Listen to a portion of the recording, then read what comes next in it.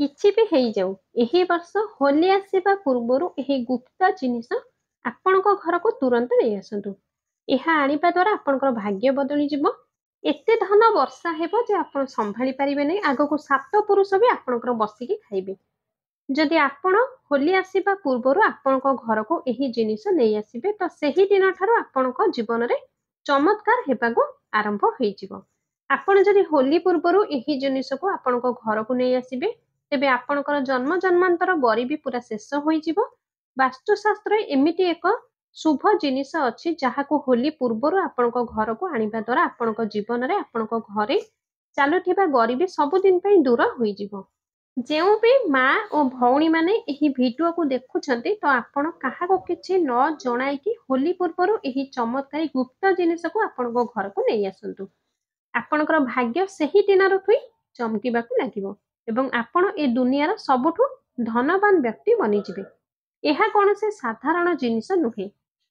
ଯଦି ଆପଣ ବି 2025 ବର୍ଷର ହୋଲିରେ ଆପଣଙ୍କ ଗରିବକୁ ଦୂର କରିବା ପାଇଁ ସ୍ୱପ୍ନ ଦେଖୁଛନ୍ତି ତ ଏବେ ଆପଣଙ୍କର ସେହି ସ୍ୱପ୍ନ ଜଲ୍ଦି ହିଁ ପୂରଣ ହେବାକୁ ଯାଉଛି। କାହିଁକି ନା ଏହି ବର୍ଷର ହୋଲି ପୁରା 144 ବର୍ଷ ପରେ ଶୁଭ ସଂଯୋଗ ସହିତ ଆସିଅଛି।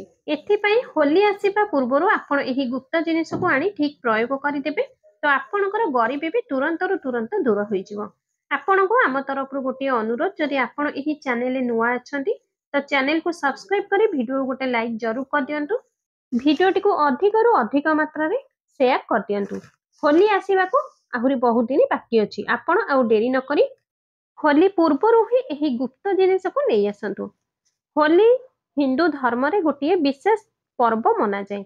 ଏହି ହୋଲି ଫାଲ୍ଗୁନ ମାସର ପୂର୍ଣ୍ଣିମା ତିଥିକୁ କୁହାଯାଏ।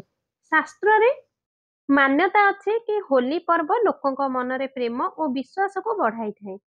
ଏହି ଦିନ ସବୁ ଭେଦଭାବକୁ ଦୂର କରିବା ପାଇଁ ଏହି ପର୍ବକୁ ମନାଯାଏ। ହୋଲି ପୂର୍ବରୁ ହୋଲିର ଦହନ କରିବାର ଦୁଇଟି ପରମ୍ପରା ରହିଥାଏ ଯାହା ହୋଲି ଦହନ କୁହାଯାଏ।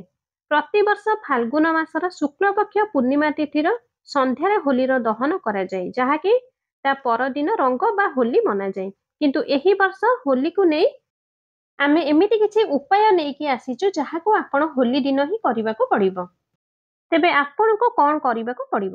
ତ ଦର୍ଶକ ବନ୍ଧୁ, ଫାଲ୍ଗୁନ ମାସର ଶୁକ୍ଳପକ୍ଷ ଯେଉଁ ପୂର୍ଣ୍ଣିମା ତିଥି ହୋଇଥାଏ ଏହି ଦିନ ହୋଲିର ଦହନ କରାଯାଏ ଏବଂ ଏହାର ପରଦିନ ପ୍ରତିପଦା ତିଥି ହୋଇଥାଏ ଯାହା ରଙ୍ଗର ବର୍ଷ ହୋଲି ହୋଇଥାଏ। ଏହି ଦହନ ଆଧ୍ୟାତ୍ମିକ ଦୃଷ୍ଟିକୋଣରେ ମହାନ ମନାଯାଏ। ହୋଲି ଆସିବା ପୂର୍ବରୁ ବହୁତ ଗୁଡ଼ିଏ ଏମିତି ଜିନିଷ ଥାଏ ଯାହାକୁ ଆପଣଙ୍କ ଘରକୁ ଭୁଲରେ ବି ଆଣିବା ଉଚିତ ନୁହେଁ ବା ରଖିବା ଉଚିତ ନୁହେଁ। ମାତ୍ର କିଛି ଏମିତି ଜିନିଷ ଥାଏ ଯାହାକୁ ଘରେ ଜରୁର ଆଣିବା ଉଚିତ। ହୋଲି ଦିନ ନକାରାତ୍ମକ ଜିନିଷ ବହୁତ ଅଧିକ ଶକ୍ତି ହୋଇଥାଏ। ଏଥିପାଇଁ କିଛି ଜିନିଷକୁ ଘରୁ ବାହାର କରି ଦେବା ଜରୁରୀ ହୋଇଥାଏ। ତ ଏମିତି କିଛି ଜିନିଷକୁ ଘରକୁ ଆଣିବା ହେତୁ ମହତ୍ତ୍ୱପୂର୍ଣ୍ଣ ହୋଇଥାଏ। ଏହି ଦିନ ବ୍ୟକ୍ତିର ଭିତରେ ଥିବା ଖରାପ ଚିନ୍ତାଧାରାକୁ ହୋଲିର ଅଗ୍ନିରେ ଭସ୍ମ କରାଯାଏ। ଏହି ଦିନ ବିଷ୍ଣୁ ଭଗବାନଙ୍କୁ ପୂଜା କରାଯାଏ ଆଉ ହୋଲିର ଅଗ୍ନି ସବୁ ପାପକୁ ନଷ୍ଟ କରିଦେଇଥାଏ। ଏହି ଦିନ କିଛି ମହତ୍ତ୍ୱପୂର୍ଣ୍ଣ ଉପାୟ ହୋଇଥାଏ ଯାହାକୁ କରିବା ଦରକାର। ଆଧ୍ୟାତ୍ମିକ ଶକ୍ତି ବୃଦ୍ଧି ହୋଇଥାଏ। ହୋଲି ଦିନ ଏହି ଜିନିଷକୁ କିଣିକି ଘରକୁ ଆଣିବା ଦ୍ୱାରା ଏବଂ ଠିକ୍ ତରିକାରେ ରଖିବା ଦ୍ୱାରା ମାତା ଲକ୍ଷ୍ମୀଙ୍କର କୃପା ବନି ରହିଥାଏ। ଘରେ ଅଶୁଭ ଶକ୍ତି ଆସିନଥାଏ। ଆପଣଙ୍କ ଜୀବନରେ ଯଦି ଧନର ସମସ୍ୟା ଚାଲୁଥାଏ ତ ଧନର ସମସ୍ୟା ଶେଷ ହେବାକୁ ଲାଗିଥାଏ। ଜ୍ୟୋତିଷ ଶାସ୍ତ୍ର ଅନୁସାରେ ଏହି ଖାସ୍ ଜିନିଷକୁ ହୋଲି ପୂର୍ବରୁ ପ୍ରଥମେ ଘରକୁ ଆଣି ହୋଲିର ଦହନ ଦିନ ହୋଲିର ଅଗ୍ନିରେ ଭସ୍ମ କରିବା ଦ୍ୱାରା ଘରର ନକାରାତ୍ମକ ଊର୍ଜା ଦୂର ହୋଇଥାଏ ଓ ସବୁଠୁ ପ୍ରଥମ ଜିନିଷ ହେଉଛି ଯାହା ହୋଲି ପୂର୍ବରୁ ଘରକୁ ଆଣିବାକୁ ପଡ଼ିବ ତାହା ହେଉଛି ଶୁଖିଲା ଲଙ୍କା। ଶୁଖିଲା ଲଙ୍କା ଘରକୁ ଆପଣ ଜରୁର ନେଇକି ଆସନ୍ତୁ। ଘରେ ଏମିତିରେ ବି ଶୁଖିଲା ଲଙ୍କା ସମସ୍ତଙ୍କ ରୋଷେଇ ଘରେ ରହିଥାଏ। ଆପଣ ଶୁଖିଲା ଲଙ୍କା ଆଣିକି ଆପଣଙ୍କ ଘରର ଦକ୍ଷିଣ କୋଣରେ ରଖନ୍ତୁ। ଏହା କରିବା ଦ୍ୱାରା ଘରର ନକାରାତ୍ମକ ଊର୍ଜା ଧୀରେ ଧୀରେ ହୋଲି ପର୍ଯ୍ୟନ୍ତ ସମାପ୍ତ ହୋଇଯିବ ଏବଂ ହୋଲି ଦିନ ଏହି ଶୁଖିଲା ଲଙ୍କାକୁ ଉଠାଇ ହୋଲିର ଅଗ୍ନିରେ ପକାଇ ଭସ୍ମ କରି ଦିଅନ୍ତୁ। ଏହା କରିବା ଦ୍ୱାରା ଆପଣଙ୍କ ଘରର ନକାରାତ୍ମକ ଊର୍ଜା ଯାହା ଆପଣଙ୍କ ଘରେ ରହିଥାଏ ତାହା ସମାପ୍ତ ହୋଇଯାଏ।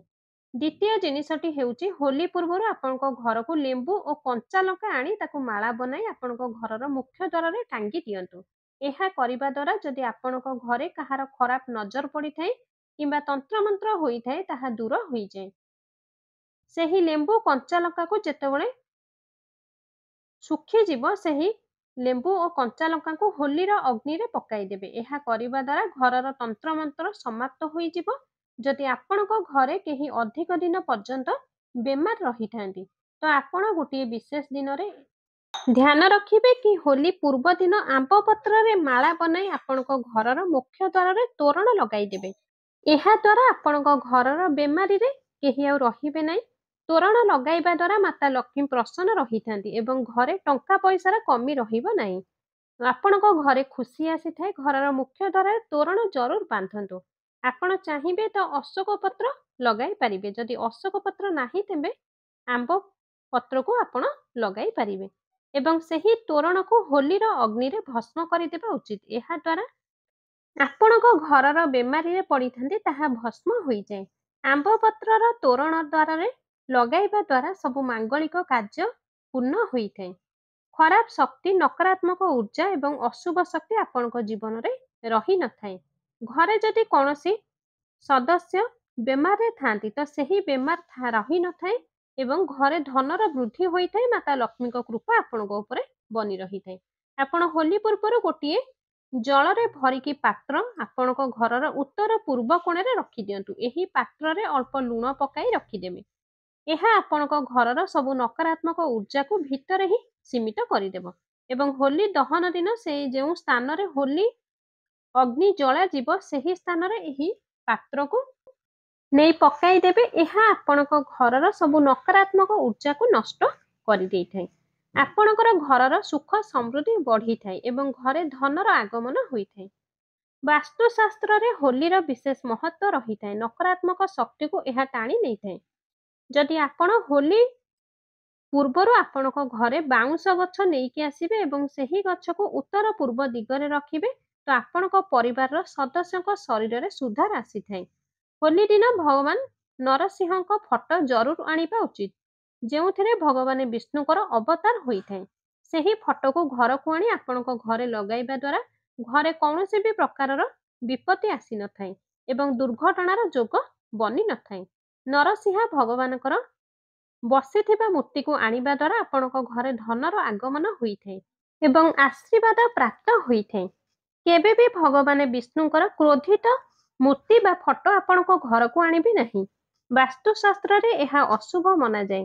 ହୋଲି ପୂର୍ବରୁ 21ଟି ଗୋମତୀ ଚକ୍ର ଘରକୁ ଜରୁର ଆଣନ୍ତୁ ଏବଂ ଏହାକୁ ହୋଲି ଦହନରେ ମାତା ଲକ୍ଷ୍ମୀଙ୍କ ସାମ୍ନାରେ ରଖି ଗୋମତୀ ଚକ୍ରକୁ ପୂଜା କରି ଲାଲ ବସ୍ତ୍ରରେ ବାନ୍ଧି ଆପଣଙ୍କ ତ୍ରେଜରୀରେ ରଖିଦେବେ। ଏହା କରିବା ଦ୍ୱାରା ଧନର ବୃଦ୍ଧି ହୋଇଥାଏ ଏବଂ ହୋଲି ଦହନ ପୂର୍ବରୁ ଆପଣ ଗୋଟିଏ ଶୁଖିଲା ନଡ଼ିଆକୁ କିଣିକି ମାର୍କେଟରୁ ଆଣିବେ। ସେହି ନଡ଼ିଆ ଉପରେ ସ୍ୱସ୍ତିକ ଚିହ୍ନ ବନାଇକି ଆପଣଙ୍କ ଘରେ ରଖିଦେବେ।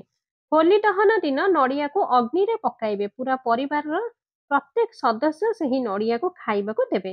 ଏହା ଜୀବନରେ ପ୍ରତ୍ୟେକ ସମସ୍ୟାକୁ ଶେଷ କରାଇ ଦେଇଥାଏ। ହୋଲିର ଦହନରେ ଯେଉଁ ଅଗ୍ନିର ପାଉଁଶ ଥାଏ ଏହା ବହୁତ ମହତ୍ତ୍ୱପୂର୍ଣ୍ଣ ହୋଇଥାଏ। ହୋଲିର ଅଙ୍ଗାରକ ଆପଣଙ୍କ ଶରୀରରେ ଲଗାଇବା ଦ୍ୱାରା ରୋଗରେ ନାଶ ହୋଇଥାଏ ଆଉ ଘରର ଚାରି ଦିଗରେ ଅଙ୍ଗାରକୁ ରଖିବା ଦ୍ୱାରା ଘରର ନକାରାତ୍ମକ ଊର୍ଜା ଶେଷ ହୋଇଯାଇଥାଏ। ଏହା ସହ ପାଣିରେ ଅଳ୍ପ ଅଙ୍ଗାର ମିଶାଇ ଘରେ ପୋଛା ଲଗାଇବା ଦ୍ୱାରା ନକାରାତ୍ମକ ଊର୍ଜା ଦୂର ହୋଇଥାଏ। ଘରେ ଚାକିରି, କାରବାର ସମସ୍ୟା, ଧନ ଯଦି ନୁକସାନ ହୋଇଥାଏ ତ ଆପଣ ଏହି ହୋଲିର ଦହନ ପୂର୍ବରୁ ଗୋଟିଏ ମାଟିର ବର୍ତ୍ତନ ନେବେ। ସେହି ବର୍ତ୍ତନରେ ରାଶି, ଧଣିଆ, ହଳଦିଆ ସୋରିଷ, ଲୁଣ ଓ ଶୁଖିଲା ଲଙ୍କା ରଖି ଆପଣଙ୍କ ଘରର ଈଶାନ କୋଣରେ ରଖିଦେବେ ଏବଂ ହୋଲି ଦିନ ହୋଲି ଅଗ୍ନିରେ ସେହି ମାଟିର ବର୍ତ୍ତନକୁ ଭସ୍ମ କରିଦେବେ। ଏହା ଦ୍ୱାରା ଆପଣଙ୍କ ଘରର ସବୁ ସମସ୍ୟା ଧୀରେ ଧୀରେ ଶେଷ ହୋଇଯିବ। ଧନର ସମସ୍ୟା ଦୂର ହୋଇଥାଏ। ଘରେ ଯଦି ଆପଣଙ୍କର ପଇସା ରହୁନାହିଁ, ଖର୍ଚ୍ଚ ଅଧିକ ହେଉଛି ତ ଏହି ସମସ୍ୟା ବି ଦୂର ହୋଇଯିବ। ହୋଲି ଦହନ ପୂର୍ବରୁ ରାତିରେ ଶୁଖିଲା ଲଙ୍କାର ମଞ୍ଜି ବାହାର କରି ଗୋଟିଏ କପଡ଼ାରେ ବାନ୍ଧିକି ଶୋଇଯାଆନ୍ତୁ। ଏହି ଉପାୟ ଆପଣଙ୍କ ଘରର ପ୍ରତ୍ୟେକ ସଦସ୍ୟ ଏହି ଉପାୟକୁ କରିବା ଉଚିତ। ସନ୍ଧ୍ୟା ସମୟରେ ହୋଲିର ଅଗ୍ନିରେ ସେହି କପଡ଼ାକୁ ଉଠାଇ ଆଣି ଅଗ୍ନିରେ ପକାଇ ଦିଅନ୍ତୁ। ମାତା ଲକ୍ଷ୍ମୀ ମନ୍ତ୍ର ଓಂ ଶ୍ରୀ ନମଃ ଏହି ମନ୍ତ୍ରକୁ ଜପ କରିବେ। ଏହା ପ୍ରତ୍ୟେକ ସଦସ୍ୟଙ୍କ ଉପରେ ମାତା ଲକ୍ଷ୍ମୀଙ୍କର କୃପା ବର୍ଷିଥାଏ ଏବଂ ବହୁତ ଶୀଘ୍ର ଧନ ଆପଣଙ୍କ ପ୍ରତି ଆକର୍ଷିତ ହୋଇଥାଏ। ଶାସ୍ତ୍ର ଅନୁସାରେ ଏକ ପୁତ୍ରର ମା ହୋଲି ଦହନକୁ ବା ଅଗ୍ନିକୁ ଜଳାଇବା ଉଚିତ ନୁହେଁ। ଏକ ପୁତ୍ରର ମାତା ମାନେ ଉପବାସ ବି ରଖିବା ଉଚିତ ନୁହେଁ। ଏହା ତାଙ୍କ ପୁତ୍ର ଉପରେ ସଙ୍କଟ ଆସିଥାଏ। ହୋଲି ଦହନ ଦିନ ସ୍ତ୍ରୀ ମାନେ ତାଙ୍କ ମୁଣ୍ଡକୁ ଓଢ଼ଣୀରେ ଢାଙ୍କିକି ରଖିବା ଉଚିତ, କାରଣ ଏହି ଦିନ ନକାରାତ୍ମକ ଶକ୍ତି ଅଧିକ ପ୍ରଭାବ ରହିଥାଏ। ଏହି ଦିନ ମହିଳାମାନେ କେଶ ଖୋଲା କରି ରଖିବା ଉଚିତ ନୁହେଁ। ହୋଲି ଦିନ କାହାକୁ ବି ପଇସା ଉଧାର ଦିଅନ୍ତୁ ନାହିଁ। ଏହା କରିବା ଦ୍ୱାରା ଆପଣଙ୍କର ପଇସା ନୁକସାନ ହୋଇଥାଏ। ଚାନ୍ଦିର ସିକ୍କା। ହୋଲିର ଦହନ ଦିନ ଫାଲ୍ଗୁନ ପୂର୍ଣ୍ଣିମା ହୋଇଥାଏ, ଯାହାକୁ କୁହାଯାଏ କି ଦୋଳ ପୂର୍ଣ୍ଣିମା। ଆଉ ଏହି ଦୋଳ ପୂର୍ଣ୍ଣିମା ଦିନ ଆପଣଙ୍କ ଘରକୁ ଚାନ୍ଦିର ପଇସା ବା ଚାନ୍ଦିର ହାତୀ ଆଣିବା ବହୁତ ଶୁଭ ମନାଯାଏ। ଚାନ୍ଦିର ସିକ୍କା ଘରକୁ ଆଣିବା ଦ୍ୱାରା ମାତା ଲକ୍ଷ୍ମୀ ପ୍ରସନ୍ନ ହୋଇଥାନ୍ତି।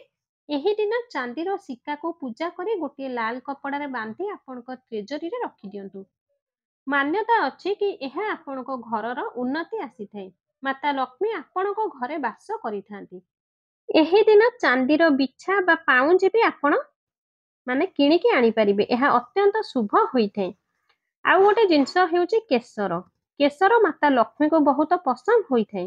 ଖାସ କରି ଆପଣ ହୋଲି ଦିନ ଜରୁର କେଶର କିଣିକି ଘରକୁ ଆଣନ୍ତୁ। କେଶର କିଣି ଆଣି ମାତା ଲକ୍ଷ୍ମୀଙ୍କ ସାମ୍ନାରେ ରଖିଦେବେ ଏବଂ ଆପଣ କ୍ଷୀରି ବନାଇବେ। ସେହି କ୍ଷୀରିରେ ଏହି କେଶରକୁ ପକାଇ ମାତା ଲକ୍ଷ୍ମୀଙ୍କୁ ଭୋଗ ଲଗାଇବେ। ତ ଏହା ଦ୍ୱାରା ମାତା ଲକ୍ଷ୍ମୀଙ୍କର କୃପା ଆପଣଙ୍କ ଉପରେ ବନି ରହିଥାଏ। ହୋଲି ଦିନ କେଶରକୁ କିଣିବା ଅତ୍ୟନ୍ତ ଶୁଭ ମନାଯାଏ। ବାସ୍ତୁଶାସ୍ତ୍ର ଓ ହିନ୍ଦୁ ଧର୍ମରେ କଇଁଚକୁ ପବିତ୍ର ଓ ଶୁଭ ମନାଯାଏ। ଏହି ଦିନ ଆପଣ କୌଣସି ଧାତୁର କଇଁଚ କିଣିକି ହୋଲି ଦିନ ଘରକୁ ଆଣନ୍ତୁ, କିନ୍ତୁ ଧ୍ୟାନ ଦେବେ ଯେଉଁ କଇଁଚକୁ ଆପଣ କିଣିକି ଆଣିବେ ସେହି କଇଁଚ ପିଠିରେ ଶ୍ରୀ ଯନ୍ତ୍ର ବା କୁମ୍ଭ ଯନ୍ତ୍ର ଲେଖାଥିବା କଇଁଚକୁ ଆପଣ ଆପଣଙ୍କ ଘରକୁ କିଣିକି ଆଣନ୍ତୁ। ଏହି କଇଁଚକୁ ଆପଣ ପୂଜା ସ୍ଥାନରେ ସ୍ଥାପିତ କରି ପୂଜା କରିପାରିବେ। ମାନ୍ୟତା ଅଛି କି ଏହା ଦ୍ୱାରା ମାତା ଲକ୍ଷ୍ମୀଙ୍କର ବାସ ଆପଣଙ୍କ ଘରେ ହୋଇଥାଏ। ଏବେ ଆମେ ଆପଣଙ୍କୁ ଗୋଟିଏ ଏମିତି ଉପାୟ ବତାଇବୁ ଯାହା ଆପଣଙ୍କ ଘରର ଆଖପାଖରେ ସାହି ପଡ଼ିଶାଙ୍କର ଧନକୁ ଆପଣଙ୍କ ଆଡ଼କୁ ଟାଣିକି ନେଇ ଆସିବ। ହୋଲି ଦିନ ଆପଣ କିଛି ରାମବାଣ ଉପାୟ ଯାହା ଆପଣଙ୍କ ଜୀବନରେ କରିଦେବେ। ତ ଦର୍ଶକ ବନ୍ଧୁ, ଏହି ବର୍ଷ 2025କୁ ପଡୁଥିବା ହୋଲିକୁ ସାଧାରଣ ଭାବନ୍ତୁ ନାହିଁ, କାହିଁକି ନା ଏହି ବର୍ଷ ହୋଲି ଏତେ ବି ମାମୁଲି ନୁହେଁ, ବରଂ 144 ବର୍ଷ ପରେ ଦୁର୍ଲଭ ସଂଯୋଗରେ ପଡ଼ିବାକୁ ଯାଉଛି। ଏଥିପାଇଁ ଯଦି 144 ବର୍ଷ ପରେ ଦୁର୍ଲଭ ସଂଯୋଗରେ ପଡ଼ିବାକୁ ଯାଉଥିବା ଦିନ ଆପଣ ଏହି ଉପାୟକୁ ଠିକ୍ ସମୟରେ ଓ ଠିକ୍ ଶୁଭ ମୁହୂର୍ତ୍ତରେ ଏହି ଚମତ୍କାରୀ ଗଛର ଚେର ସହ ଯୋଡ଼ା ଏହି ଖାସ୍ ଉପାୟ କରିଦେଉଛନ୍ତି, ତ ବିଶ୍ୱାସ କରନ୍ତୁ ଦର୍ଶକ ବନ୍ଧୁ, ଆପଣଙ୍କ ଜୀବନରେ ଧାରଣ କରିବାର କିଛି ଦିନ ପରେ ହିଁ ଆପଣଙ୍କ ଜୀବନରେ ଧନର ବର୍ଷା ହେବାକୁ ଲାଗିବ। ଆପଣଙ୍କ ଜୀବନରେ ଆପଣଙ୍କୁ ଉନ୍ନତି କରିବାର କେହି ବି ରୋକିପାରିବେ ନାହିଁ ଏବଂ ଆପଣଙ୍କର ପ୍ରତ୍ୟେକ ମନସ୍କାମନା ପୂର୍ଣ୍ଣ ହୋଇଯିବ। ପୁରା ଖୁସିରେ ଭରିଯିବ ଆପଣଙ୍କର ପୁରା ଘର। ଆପଣଙ୍କ କୁଣ୍ଡଳୀରେ ବସିଥିବା ସବୁ ଗ୍ରହ ନକ୍ଷତ୍ର ଦେବେ ଆପଣଙ୍କ ସାଥ, ଯାହାଦ୍ୱାରା ଆପଣଙ୍କ ଜୀବନରେ ଏତେ ବ୍ୟାଙ୍କ ବାଲାନ୍ସ ବଢ଼ିଯିବ କି ଆପଣଙ୍କର 7 ପିଢ଼ି ବି ବସିକି ଖାଇବେ। ଏହି ଚମତ୍କାରୀ ଗଛର ଚେରର ଚମତ୍କାର ବିଷୟରେ ମହାକୁମ୍ଭରେ ଆସିଥିବା ଦୁର୍ଲଭ ସାଧୁ ସନ୍ଥମାନେ ଆମକୁ ବିଶେଷ ଆଗ୍ରହର ସହ ବତାଇଛନ୍ତି, କାରଣ ଏହା କୌଣସି ସାଧାରଣ ଗଛର ଚେର ନୁହେଁ, ବରଂ ଶାସ୍ତ୍ରରେ ଧନକୁ ଚୁମ୍ବକ କରି ଆକର୍ଷିତ କରିବା ବାଲା ଗଛ ମନାଯାଏ। ଶାସ୍ତ୍ରରେ ବତାଯାଇଛି କି ଏହି ଗଛର ଚେରରେ ସ୍ୱୟଂ ତ୍ରିଦେବ ବ୍ରହ୍ମା, ବିଷ୍ଣୁ, ମହେଶ୍ୱର ବାସ କରିଥାନ୍ତି। ପୁରା ବ୍ରହ୍ମାଣ୍ଡ ଏହି ଖାସ୍ ଗଛର ଚେରରେ ସମାନ ହୋଇଥାଏ। ଏଥିପାଇଁ ଦର୍ଶକ ବନ୍ଧୁ, ଏହି ଅତି ବିଶେଷ ଓ ଦୁର୍ଲଭ ଗଛର ଚେରକୁ ଯଦି ଆପଣ ମାର୍ଚ୍ଚ ମାସ ହୋଲିର ଦହନ ଦିନ ଆଣିକି ପିନ୍ଧି ଦେଉଛନ୍ତି, ତ ଏହା ଦ୍ୱାରା ଆପଣଙ୍କର ଭାଗ୍ୟ ଚମକିବ। କାହିଁକି ନା ମାତ୍ର ଏହି ଗଛର ଚେରକୁ ଧାରଣ କରିବା ପରେ ଆପଣଙ୍କୁ ତ୍ରିଦେବ ବ୍ରହ୍ମା, ବିଷ୍ଣୁ ଓ ମହେଶ୍ୱର ଏମିତି ବିଶେଷ ଆଶୀର୍ବାଦ ପ୍ରାପ୍ତ ହେବ, ଯାହାପରେ ଆପଣଙ୍କୁ ଧନବାନ ବନାଇବାର ଏ ଦୁନିଆର କୌଣସି ଶକ୍ତି ବି ରୋକିପାରିବ ନାହିଁ। ତେବେ ଚାଲନ୍ତୁ ଜାଣିବା କି କିପରି ଏହି ଖାସ୍ ଗଛର ଚେରକୁ ଆପଣ ଧାରଣ କରିବେ ଆଉ ଇଏ କେଉଁ ଗଛ ଅଟେ। କିନ୍ତୁ ତା ପୂର୍ବରୁ ଗୋଟିଏ ଭିଡ଼ିଓକୁ ଲାଇକ୍ କରି ଚ୍ୟାନେଲକୁ ସବସ୍କ୍ରାଇବ୍ କରି, ଯଦି ଆପଣ ବି ଚାହୁଁଛନ୍ତି ହୋଲି ଦିନ ମାତା ଲକ୍ଷ୍ମୀଙ୍କ କୃପା ଆପଣଙ୍କ ଜୀବନରେ ଅସୀମ କୃପା ପ୍ରାପ୍ତ କରିବା ପାଇଁ ଚାହୁଁଛନ୍ତି, ତେବେ କମେଣ୍ଟ ବକ୍ସରେ ଜୟ ମାତା ଲକ୍ଷ୍ମୀ ଅବଶ୍ୟ ଲେଖିଦିଅନ୍ତୁ। ଏହି ଗଛ ଏତେ ଚମତ୍କାରୀ ହୋଇଥାଏ କି ଆମ ପ୍ରାଚୀନ ଗ୍ରନ୍ଥରେ ଏହି ଗଛର ପ୍ରଶଂସା କରାଯାଇଅଛି। एथिपाई जोठी भी आपण एही चमत्कारी गच्छ को देखिबे तो तत्कालीन एही गच्छ को प्रणाम करी एही गच्छ सह जोड़ा उपाय आपण माने जरूर करि दियंतु। शास्त्र रे बता जाइथिबा अनुसारे जदि आपण होली दिन एही गच्छर चेर को धारण करूछंती तो स्वयं आपणकर पितृंको आशीर्वाद आपणको मिली जिवो। आउ एही चमत्कारी गच्छटी हेउची अपमार्ग गच्छ। आज आम लक्ष्मी प्राप्ति आपको गोटे उपाय बताइबु कहीं एही गच्छर चेर माता गंगांकर बास होता है। जदि आपण एही गच्छर चेर को उपयोग ठीक तरीका करदेवे तो निश्चित रूप से आपण उपरे माता लक्ष्मी प्रसन्न होइजिबे। अपमार्ग गच्छर चेर को आनी होली दिन प्रातः काल विधिपूर्वक पूजा पाठ करी एहाकु मंत्र द्वारा अभिमंत्रित करिकि हाथ में पिंधि दियंतु। ଏହା କରିବା ଦ୍ୱାରା ବ୍ୟକ୍ତିକୁ ବଡ଼ରୁ ବଡ଼ ସମସ୍ୟାରୁ ମୁକ୍ତି ମିଳିଯାଇଥାଏ। ଅପମାର୍ଗ ଗଛକୁ ଆଣି ଆପଣଙ୍କ ଘରେ ଲଗାଇବା ବହୁତ ଶୁଭ ହୋଇଥାଏ ଏବଂ ଏହି ଗଛର ଚେରକୁ ଆପଣ ଯଦି ଧାରଣ କରୁଛନ୍ତି ତ ମାତା ଲକ୍ଷ୍ମୀଙ୍କର ଆଶୀର୍ବାଦ ସदैବ ଆପଣଙ୍କ ଉପରେ ବନି ରହିବ ଏବଂ ଆପଣଙ୍କ ଘର ଉନ୍ନତିରେ ଉନ୍ନତି କରିବ ଏବଂ ଆପଣଙ୍କର ଟ୍ରେଜରୀ ଆପଣଙ୍କର ବ୍ୟାଙ୍କ ବାଲାନ୍ସ ବଢ଼ିବାକୁ ଲାଗିବ। ତ ଆଶା କରୁଛି ଆଜିର ଭିଡ଼ିଓଟି ନିହାତି ଭାବରେ ଆପଣଙ୍କୁ ପସନ୍ଦ ଆସିଥିବ। जदि भिडियोटी आपको पसंद आसी थाई तेबे भिडियो गोटे लाइक करंतु, चैनल को सब्सक्राइब करी पाखरे थिबा बेल आइकन टी को दबाई दियंतु। एही भिडियोटी को अधिक रु अधिक मात्रा रे शेयर करंतु। कमेंट बॉक्स रे जय माता लक्ष्मी अवश्य लिखंतु।